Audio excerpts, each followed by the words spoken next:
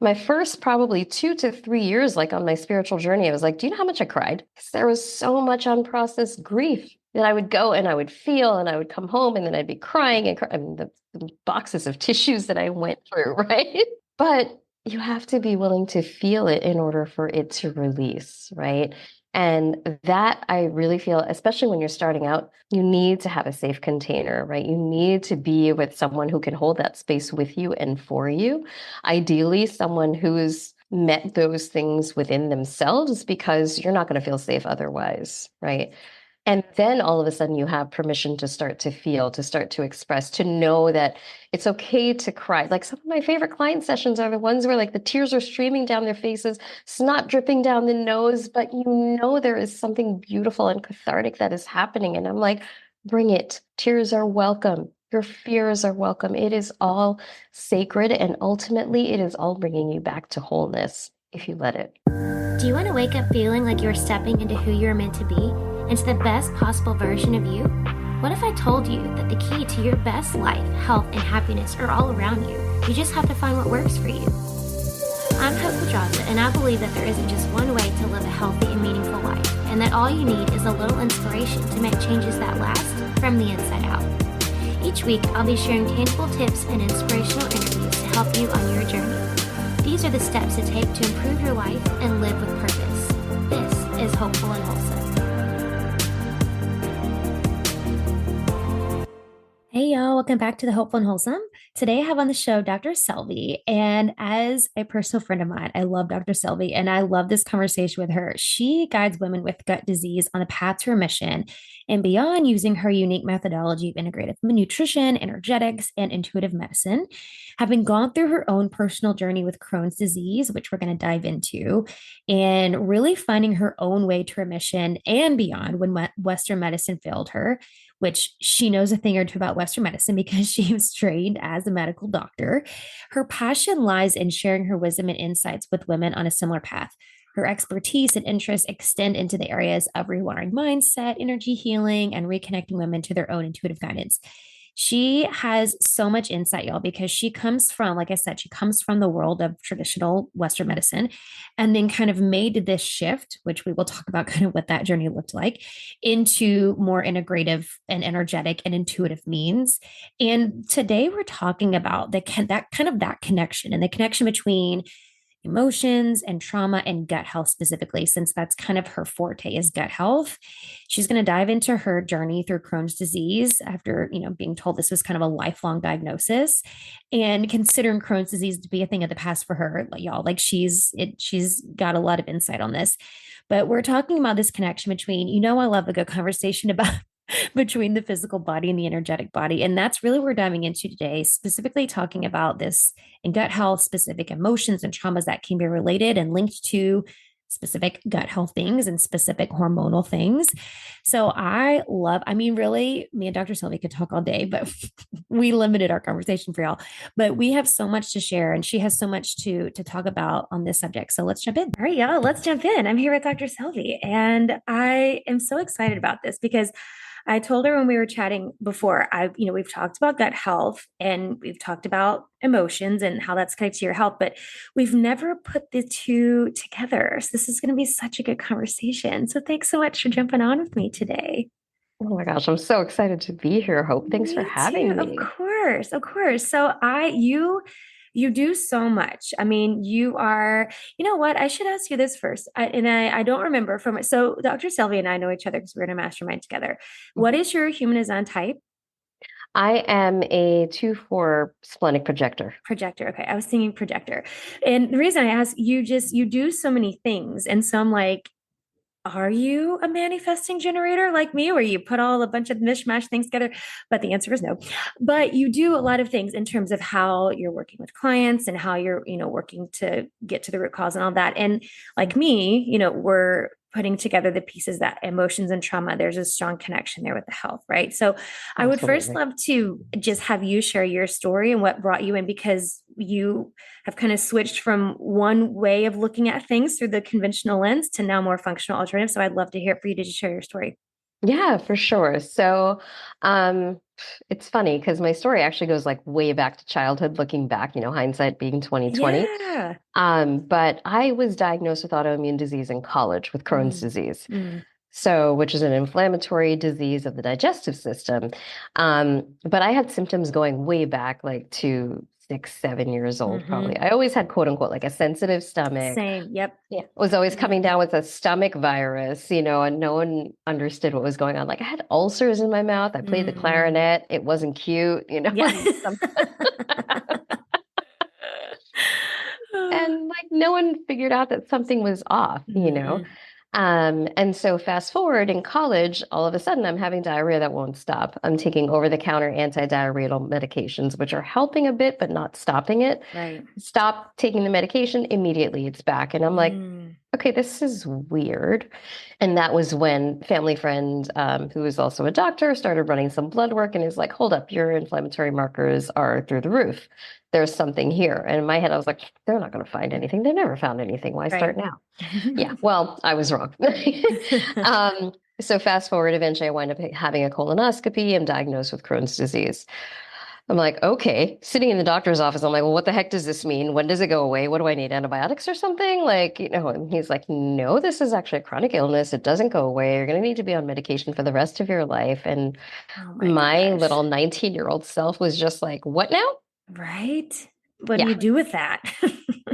couldn't process any of it. I was too cool for school, right? It Yeah. was just like, I got this. It's fine. Everything's fine. I'm going to medical school. It's all fine. Yeah. Yeah. Brainwashing do be powerful. But my body had a lot to say, and it took me a very long time to understand that. So before I even finished college, in my last semester, I wound up needing an emergency surgery because my large intestine developed a perforation. So it developed a spontaneous hole. They don't know why, they don't know, what instigated any of it, right? Looking back, I'm like, that was literally my body crying out for help, going, Hmm. woman, what in the actual F are you doing? Didn't listen, right? Did not like, yeah, no. Well, who listens to their body at 19, right? No, hell no. Like I knew so much better, please. I was going to medical school. I Of mean, course. Of yeah, course. hilarious.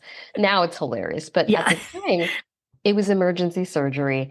They apparently told the doctors, the whole team apparently told my parents that your daughter has 24 to 48 hours to live if we don't do the Oh surgery. my gosh. Yeah, thank God they didn't tell me that, because Right? that would have been, oh my gosh. So I wake up in the recovery room, and the reason I like to tell this is because it will give you an insight into how my self-worth was affected. Wake up in the recovery room, I look down, what the hell just happened? I have a massive incision down my stomach. They couldn't close it completely. So there were these huge gaps in between with these big fat sutures. I have a bag on the right side, a bag on the left side, and two drains coming out. And I was like, Oh my gosh. this looks like a goddamn train wreck. Like, what Right. the? Yeah. So more unprocessed emotions that I just couldn't deal with, stuffed it down, just tried moving forward, right? So fast forward, more surgeries happen. And I'm like in and out of the hospital on different medications. They're trying something else. Nothing's really working. I'm not able to get to remission. Like forget remission. Like I'm not even able to get to a place where I feel kind of sort of okay. I wind up in this groundhog day where every day I wake up, I'm in pain, there is bloating, and they would be like, well, how many bowel movements are you having? And for me, it never really went above three, but I was constantly in pain, right? So it was a very different presentation. So there was definitely inflammation that was there that wasn't being treated. And I'm like, my way of coping was like, well, I guess I'm going to go eat the eggplant parm or whatever because I feel shitty anyway. So I might Either as well. way, right. Yeah. So it doesn't Hmm. matter, right? And it wasn't until the nth surgery that I wound up having, by which time I'm already in medicine, right? So punchline, I did get to medical school, fought tooth and nail to get through. No stress there. That didn't contribute at all to my symptoms. Of course not. Gosh. And I'm in pediatrics at this point in time. I'm on call overnight. I'm vomiting, can't even stop. And in my head, I'm like, oh, I must have picked up a virus from one of the kids. Yeah, it wasn't a virus. So it was like, need to take care of the notes and whatever I have to do. Wind up getting admitted to the hospital. fast forward, it winds up that there was a narrowing at the previous surgery site. I needed a major surgery again. And that was when it kicked in and I was like, oh shit, I'm done with medicine, aren't I? Like my body was crying out Mm, and I was forced to listen. I still wound up going through more surgeries because I had put all of my faith and trust in what my doctors were telling me. And it was like hmm. blind faith, right? Sure, So sure. okay, if you're telling me diet's not going to play a role, then I guess not, right? Or if you're telling me that this medication might help, then okay, I guess so. Like, I didn't really take responsibility for my own health, for how I was going to maintain my body outside of what they were telling me.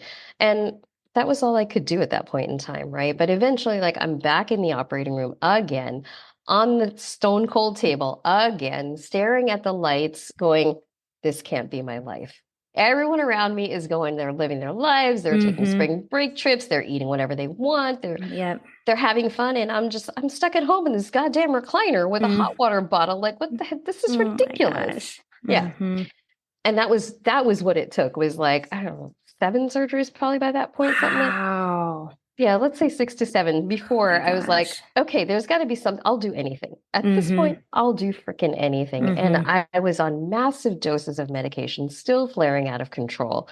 And I was like, okay, so clearly that's not working. So that was when like light bulb goes off, like, okay. Then I started to explore dietary changes, right? And Hmm. then I was like, holy crap, like I just eliminated gluten, which was terrifying, by the way. At that Hmm. point, I was like, you want me to give up pasta and Right. bread and like biscuits and like all of this yummy stuff? And I used to love to bake. I was like, what Yeah. the heck? Yeah. Yeah. And then I was like, oh my gosh, my pain is less. The Mm. bloating's less. Something's working. And then I started to go down a whole rabbit hole of exploring more of, dietary changes that I could make. Eventually, I found my way into acupuncture and the world of holistic health. And I was like, holy crap, like you look at the body as a whole. Hmm. Like my acupuncture, she would take my pulse and she'd be like, are you feeling frustrated today? And I'm like, okay, I know 75 beats per minute, but how in the huh? That's What crazy. is this that you speak of, Right, And right. learning the role of emotions, right? And what Mm. that had to do with the physical symptoms and that there's energy flow in the body and this is all related. And this was a massive education process for me because every week I'd go in and just pick her brain and be like, okay, well, what the heck are you talking about? What is this? What is Hmm. that? What is this point? Why is that tender? And I learned so much about, in my opinion, what true health and true healing means through that journey, right? The role of Yeah. foods, like how that can really help or conversely hurt, right? The role of energy, the role of emotions. There was so much, like I said, that was just stuffed down, unprocessed, that was manifesting as physical symptoms, which I didn't Wow. even realize. And then years later, I would find the world of spirituality and of deep inner work. And that changed my life, eventually led me into the world of energy healing, of energy medicine. Um, and I started to realize over time that I also have intuitive abilities. So, I mean, I'm able to intuitively scan people's bodies, like understand what their organs are wanting to communicate, what Mm. foods their body needs, like that sort of thing on a very deep, visceral level, Mm. which is pretty freaking cool. So that's a That's, very yeah. long-winded answer to your No, it was a question. great answer. I mean, the details are important. I love Mhm. this so much. And I always, because I've had, various practitioners over the course of the show that have kind of, they went one route and ended up going a different route kind of thing. And they started out in conventional medicine and ended up doing, something more holistic, whatever. But I always like to ask, was it when you made the shift, like going from the more conventional side to like your more holistic, and then you're like, oh wait, I'll have these spiritual gifts too.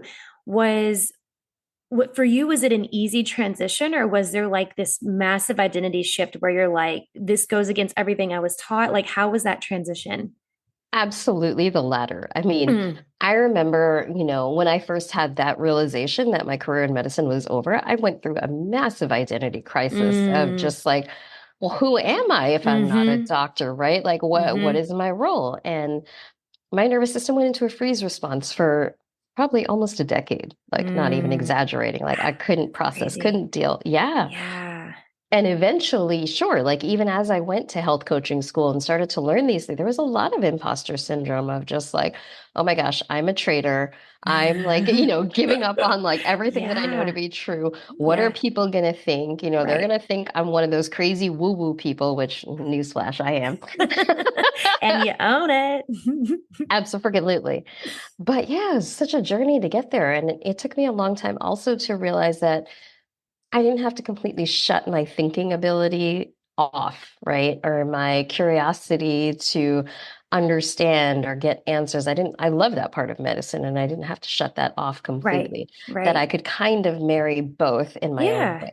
And Yeah. I could understand blood work. I could understand what my clients' doctors are telling them, where Totally. they're like, what Yes. the heck does X, Y, and Z mean? I Mm-hmm. was like, it just means this. Like, Yeah. that's it. And Yeah. that's been such a gift, Oh, right? yeah, for But sure. and then to see the limitations and to be like, and also X, Y, and Z is not Mm-hmm. going to necessarily happen there. How can we bridge that gap? So Mm-hmm. ultimately, it's been beautiful. But yeah, it was just like, the caterpillar in the cocoon with the growing pains and the Mm. pushing and the Yep. scraping and the Yep. screaming and all of that. Yeah.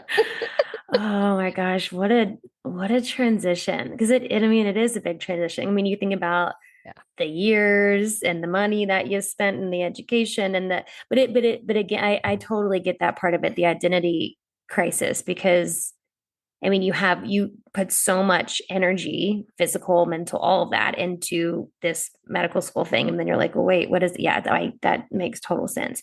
When you started and kind of recognizing you have these spiritual gifts and I can incorporate this, what do you find that, like, looking back at your story, what do you find was the biggest kind of emotional connect? I mean, I'm sure there's multiple like layers to this, but the biggest emotional connection to what was going on in your body. I love that question. The biggest one was around fear of abandonment. Mm, So my body or my spirit would have this subconscious reaction where it was almost like my energy would leave my physical body, would like dissociate. And until I went to those deep places and faced that abandonment wound, and it's not like, anything quote unquote crazy happened. Like nobody left me sure. on the side of the road. I was never adopted or, like I was never abused, like none of that, Mm-hmm. right? My parents were very loving. They were there, all of that sort of stuff. But still, this was there. And that took me a long time to wrap my head around, right? To be like, but how? But, Mm-hmm. and facing it, being with it, right? Giving it everything that it needed. Ultimately, I truly believe with every fiber of my being, helped me to get off of medications altogether. Wow, really? Yeah. That's That's not the crazy. only piece, but that Sure. was a massive, massive piece. Because once I faced that and started doing energy work and Mm-hmm. clearing like all of those deep-seated layers, one fine day I was just like, huh, I don't need medication anymore. Okay, how do I stepwise get myself off? And I've been Wow. medication free and in the best health of my life That's since. crazy. That is, I mean, that's a testimony right there. That's crazy. Okay, so when we're talking about gut health, just Hmm. in general, not just specifically your situation, Hmm. I would love to talk about, because like we all know, and anybody listening at this point, if you've stuck around for over how many episodes, 200 something episodes, you're with me now, where you understand there is an energetic root cause to what's going on in your body. When we're talking specifically about gut health, Hmm. let's talk about some of the heavy hitters, emotion wise, that are affecting our gut health.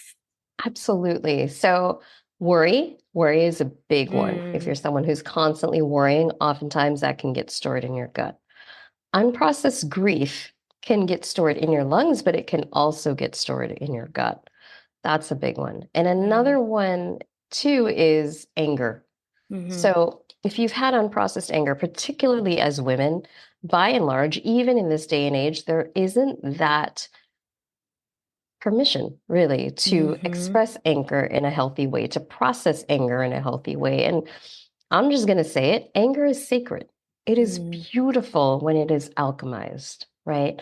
But if you haven't been able to express it in a healthy way, if you haven't been able to process it in a healthy way, oftentimes it becomes self-directed yep, and then it gets stored internally, right? And right. that can manifest more like burning, maybe even bleeding, things like that. When I think of grief and sadness, that tends to be more like a heaviness, right? It's more of a Mm, holding on kind of feeling. It might even present with mucus and things like that. mhm. Right. And then worry is just, it's oftentimes like your gut is like literally in knots, like there's an anxiety. Often it may be difficult to eat. Your bowel habits may be all over the place, that Mhm. sort of thing. Mhm. So it's very interesting. And oftentimes it's not just one. I mean, we're Right. humans, right? Right. Yeah. Right. Yeah. It's layers. Yeah.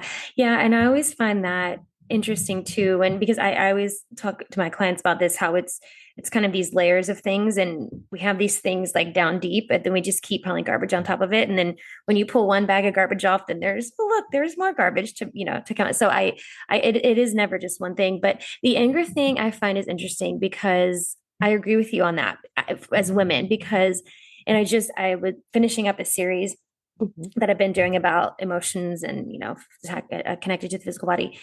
But the anger thing for women, and yeah, I think especially for women, because and I'd love to hear your thoughts. Mhm. My thoughts on this, men, I feel like the majority of the time their anger is like misdirected fear and they don't want to look weak and show that they have fear. And so it turns into anger. And then for women, which it could be the same for women too, but I agree with you because nobody wants to appear as the angry woman, right? There's a connotation to that. And then, well, you're just being emotional. So I do find that anger thing with women gets stuffed down so much. And a lot of times it could be a misdirected, some other kind of emotion, but I feel like women, like you said, we don't give ourselves permission to be angry about things. Like we're not allowed to get mad. Mhm.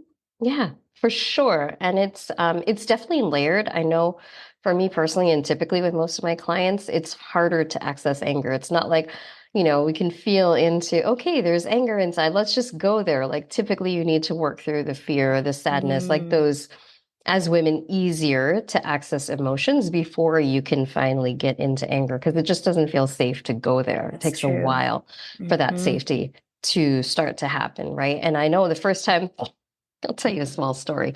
So I Hmm. was at this week-long retreat that I was referred to by my spiritual mentor, and it works on your patterns, right? Things that you got from your mom, from your dad, like all of this sort of stuff. And one of the exercises was you take this huge pillow and they give you a softball bat and you start working on one particular pattern and you basically start beating the crap out of the pillow, right? Yeah. Yeah. And you're looking around, or I was looking around and I was like, okay, whatever, kind of these people are batshit crazy, Right. right? 5 minutes later, I am screaming my head off. The guy next to me is like, are you the same Oh. quiet little woman who was sitting next to me over there? Like, what the hell happened to you? Oh my Sweating, like, oh gosh. my, it was so cathartic Wow. and beautiful. Yeah. Because you gave yourself the permission to go there. Oh my Bingo. gosh, that is Yeah. crazy. That's crazy. To me, and that's the interesting thing about emotions too, is they're so complex because you were talking about your fear of abandonment. And I Mhm. had a session with a client a few weeks ago. Mhm. I call them quantum healing sessions, but we're, going in to Mm. uncover where the stored things are. And that was so hers was so for the first thing that came to her subconscious was I forget the first one she said. I feel like she might have said fear first, but then when she was, because I'm asking, like, what are the stories attached to? And she's like, well, I can't think of, there's no stories coming up. And I'm like, well, we need to dig deeper. Anyway, it was like underneath these other things, we kept talking through stuff. And at the core of it was fear of abandonment. And then this story came out that happened 20 years ago. It was like this whole thing, but it's always amazing to me how complex it's like our subconscious mind tries to protect us from it. And then it's like slowly, it's like, okay, I guess I feel safe enough to let this out of the bag now. But it is Mhm. always this complex thing. Totally, totally. And it's like you said, once you finally feel safe and it starts to open up, it's like, oh my gosh, that's what's That's underneath. exactly. Yeah. Yeah. Yeah, exactly. So, can you talk a little bit about, and you kind of alluded to it, but talk a little bit, and I know this is like, this is a thing that's it's a process, but just kind of an overview of what the process looks like to work through this. Cause, like, okay, we've identified it. Now, Mhm. what do we do with it? Mm, I love that because one of the caveats that I have with people, like borderline pet peeve, is people like, oh, yeah, yeah, yeah, I've been to therapy. And I'm like, okay, Uh-huh. Oh my gosh, therapy is, yes. yes. I'm like, therapy is great Yes, until it's yes. not, right? Right, Because right. it's only one piece of it, right? That's that Exactly. mental processing. You could say, Mm-hmm. okay, I see that I have this behavior. I see that I have this pattern. I understand it, but you haven't felt it, Mm-hmm. right? And that's the next level, is allowing yourself to feel that fear, that sadness, right? The anger, whatever it is. Like, I was talking to a family member who's going through some health stuff right now. And one of the things I was telling her was, I was like, my first probably 2 to 3 years, like on my spiritual journey, I was like, do you know how much I cried? Mm-hmm. 'Cause there was so much unprocessed So much. grief. Yeah. That I would go and I would feel and I would come home and then I'd be crying and I mean, the boxes of tissues that I went through, right? But you have to be willing to feel it in order for it to release, right? Yeah, And that I really feel, especially when you're starting out, you need to have a safe container, right? You need to be with someone who can hold that space with you and for you. Ideally, someone who's met those things within themselves, right. because you're not going to feel safe otherwise, It's right? true. Um, and then all of a sudden you have permission to start to feel, to start to express, to know that it's okay to cry. Like, some of my favorite client sessions are the ones where like the tears are streaming down their faces, snot dripping down the nose, but there is something beautiful and cathartic that is happening. And I'm Yes, like, bring it. Tears right. are welcome. Your fears are welcome. It is all sacred. And ultimately, it is all bringing you back to wholeness if you let Mm-hmm. it. Mm-hmm. Yeah, for sure. Do you feel like the like getting down to the real root cause of gut? Because I mean, we all hear the thing about, everything starts in the gut and your gut health and all that. I mean, is it your belief, like deep down, that at the root of chronic gut stuff that so many of us are plagued with it really does come down to the emotions? Absolutely. Absolutely. Because there was some event or series of events, right, that were traumatic, that somehow you couldn't digest, you couldn't accept for whatever reason, right? And when you're a teeny little thing, 6 months old, 2, 3, 5, 10 years, how the heck are you going to process that? You don't know what to do with it. Mm-hmm. Subconsciously, your body is going to store it somewhere, right? And we all have what I like to call sort of dumping zones, or like weaker areas, right? Um, it's so interesting with women. Like, two of the most common that I see is the stomach, so digestive stuff, but also the pelvis is Mm. so common. So reproductive issues too. Mm-hmm. And Mm-hmm. oftentimes those two go hand in hand, Yep. right?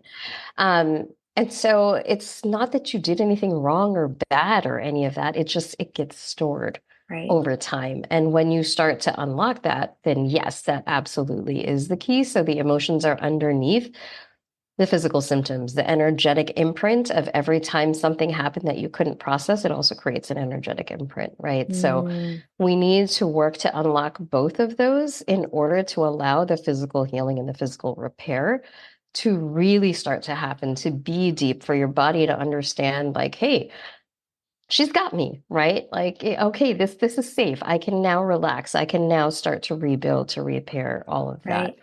I tell Right. people all the time, like, there's actually a recent client of mine, and she's like, let's just work on the physical. And I was like, I feel the same way. yeah, no, no. She's like, I'm going to see, like, a counselor for this and that. And I was like, that's all well and good. Yeah. But also, we need to look at the whole picture. Yeah. Yeah. I feel the same way, and I feel the same way as you about there. And not bash therapists. We need therapists, but I feel Mhm. the same way when my clients I'll talk about the interject stuff, and they'll be like, "Oh no, but I go to therapy." I'm like, "But like this isn't the same thing. Like, I'm not asking to be Yes. your therapist. Like, this is a different thing." So I am totally with you there. Yeah. What do you say to people who I was thinking I've seen people say this, I've heard people say this before. People who um they're doing the physical things, right, and they feel like they're doing the energetic spiritual things, like we're talking their emotions, but they're still not feeling relief from their symptoms that they're trying to get to the root cause of, which, I mean, you and I both know that a lot of times people are just mentaling their way through things.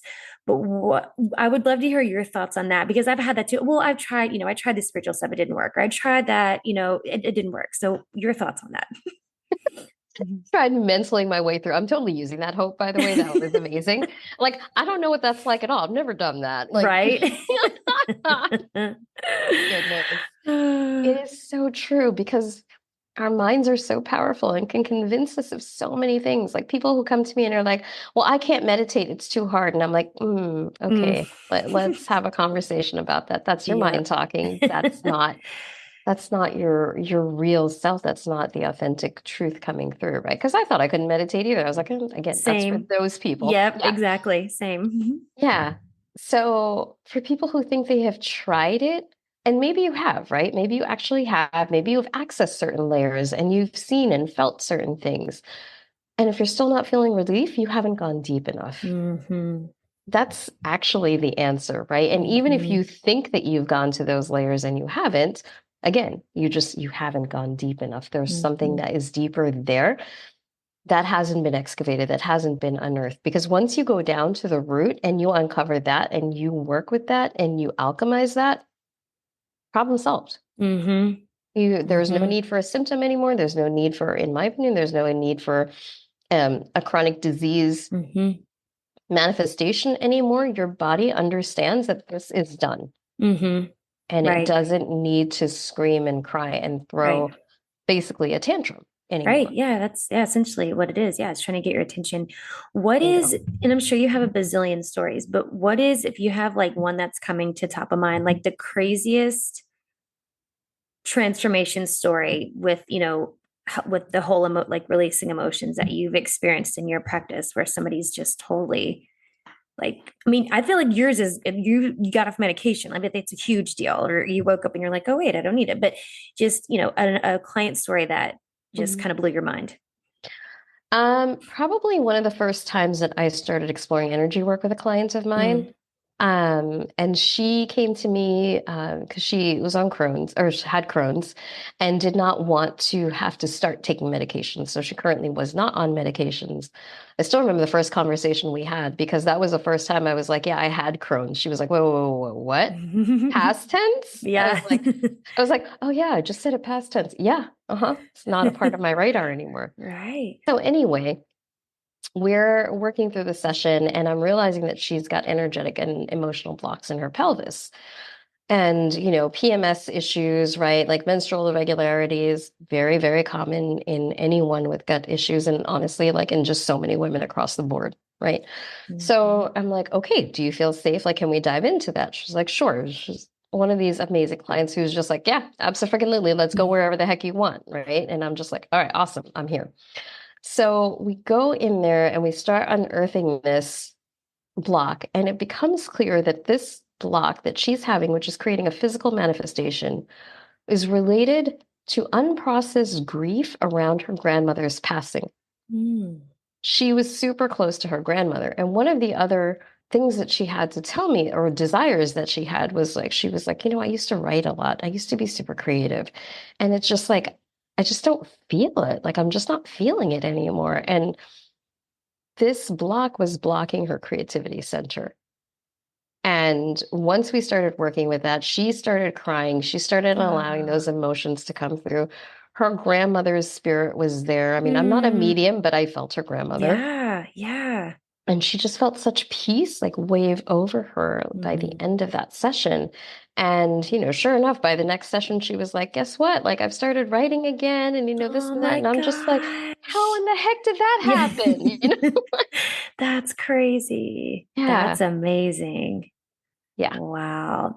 And I love it because, and you were mentioning it too. You're talking about, I think a lot of people think like, and and I don't want to get on down the rabbit hole of talking about big T, little T trauma because we've talked about that plenty on the show. But I Oh, do girl. think, I do think that people think like, because I could say the same thing. Like, I didn't have a bad childhood. Like, I wasn't abused. I had great parents, all that. But people think like you have to have these terrible things happen to you for you to have all this stored things in your body. And we don't No. understand that your body literally doesn't know the difference, whether it's a big thing, using air quotes, big thing or little thing.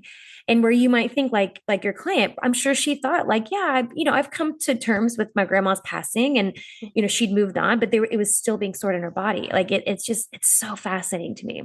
Absolutely. It's absolutely fascinating. Like you said, the whole like, small T trauma versus big T trauma. Honestly, like that's our minds getting involved and judging Totally. it. Mm-hmm. Like you said, our Mm-hmm. bodies don't know the difference between the metaphorical tiger, like the deadline looming up, or the whatever like stress of the day Yep. versus, being chased by an actual tiger. Like it Right. feels literally the same in your nervous system. Mm-hmm. Because our nervous systems are very primitive, right? And when Mm-hmm. we start to understand that and feel more compassion, and allow what wants to come up. I mean, I truly believe that part of this journey in life that we've taken as humans is to start to understand those parts of ourselves, right? Is to Mm-hmm. ultimately start to understand who we really are, which is not where you live, what you do, who you surround yourself with, like none of that. How much money you have, none of that, right? And when you start to peel back these layers, you start to understand more and more of who you really truly are and what a beautiful gift that is and how beautiful that is. And that's when the healing and the repair just starts to happen without you even asking for it. Mm-hmm. It's pretty Yeah. freaking awesome. Yeah, it really is. It really is. I love this conversation so much. I have like two more questions I want to ask you. Mhm. Um, and my first question is, as just to kind of wrap up the conversation, do you have any people who are listening, whether they have gut issues or otherwise, just in getting started with this kind of work? Like, I guess if you have like two or three tips or something that to help people kind of get on this path where this might be a foreign thing to them, Mhm. just your tips on kind of like getting started and understanding these pieces of us. Mm, I love that. Um, One thing that I would say is writing your identity story, right? So I feel like Mm. that is a big one because so many of us, myself included, your whole identity winds up being wrapped in a diagnosis or your Yes. symptoms or, all of that sort of stuff. So really just allowing yourself to write that out and being honest, like taking a look and being like, wait, is that really who I am? Can be a very powerful thing Mm. in the vein of developing compassion, because I feel like that is huge for anyone who is starting out. Um, Majority of my clients, actually, I would say all my clients, and myself included, focus on everything their body is doing wrong. Yes. Yeah. Yes. I mean, Mhm. I remember when I was like, I can't even take a poop right. Like, what the hell's wrong with me? Oh. And so I remember when I started to shift that for myself was writing down every day, two, three, five, the list would get longer over time, things that my body was doing right. And initially it was like my eyes can blink, Mm. I can breathe, right? Like I can swallow, basic things. And over time, as you start to continue adding to that list, you'll see more and more and more things that your body can do right, which starts to create more of a bond between you and your Mm-hmm. body and Mm-hmm. compassion between you two, which starts to really create safety. Yes. And then I would say also just like somatic practices of some sort, whether it's breath work or yoga or even just time in nature, can really help to start to diffuse some of the stress and the tension that's being held in your body. Mm-hmm. Um, and it can be super simple to do and super simple not to do, but it's one of those things that, again, over time starts to build trust between you and your body and starts to help your nervous system to begin to unravel. Mm-hmm. Um, as you start exploring some of those deeper layers, can be Yeah. just very supportive and nourishing. Yeah, I love that. I love the list. That's so good. I mean, it's like the equivalent of, writing a gratitude list, but specifically for your body. That's Bingo. so good. I mean, the gratitude practice, we all know gratitude practice is powerful. So I love that. Those are so good. Those are Ah, so good. Okay. yeah. I do have one more question I want to ask you that I like to ask everybody as we finish. But before I do that, can you let everybody know where they can find out more about you, your work, and everything that you're doing? Yeah, so you can head over to my website. It's www.drselvi.com. Find me on Instagram at dr.selvi.coach, and I'm also on Facebook, my first name and last name. Perfect. All right. Of course, we'll have the links, all that in the show notes so you can go check it out and connect with Dr. Selvi. Okay. The last question I want to ask you that I like to ask everybody: what do you think is the most important thing you can do to live with purpose? Mm. Oh, I love that. So, and this actually piggybacks on something that I've been exploring a lot over this past year. Um, so, in my opinion, it is tuning into your soul's desires, not what your head thinks you want, but what's really deep in your heart, deep in your soul. Tuning into those desires and bringing them about is the deepest purpose that I know of. Mm, I love that. That's beautiful. Thank you so much, Dr. Selvi. This is so good. I love talking with you. I love this conversation. This was just like the best of both worlds today. So thank you so much. Thank you so much, Hope. This was a blast. Yeah, thank you again for having me. Thanks for listening to Hopeful and Wholesome, y'all. If you found value in this week's episode, please subscribe on iTunes or wherever you listen to your podcast and leave a review to let me know what you thought. I'd love to know what you find useful in these episodes so I can know how to provide the most value I can to my listeners. And if you have topics you'd like to know more about, I'd love to hear those as well. So shoot me a message on Instagram, Facebook, or LinkedIn. It's @TheHopePedraza, or you can visit my website, hopefulandwholesome.com. Thanks, y'all.